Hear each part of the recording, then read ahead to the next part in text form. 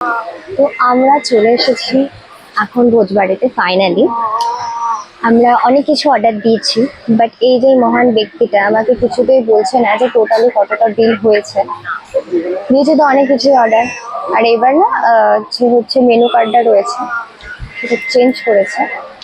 যাই হোক, আর প্রত্যেকদিন আমরা অনেক কিছু অর্ডার দিলাম, বাট খেতে পারি না। এবার আমরা ঠিক করেছি যে আমরা লিমিটেড রেখে অর্ডার তুই যা যাই দেয় না কেন সবই তো আমার কাছে কিনিস। মিথ্যে কথা। যাই হোক, এখানকার অ্যাম্বিয়েন্সটা খুব সুন্দর। মানে দেখো ওখানে ডেকোরেট করা,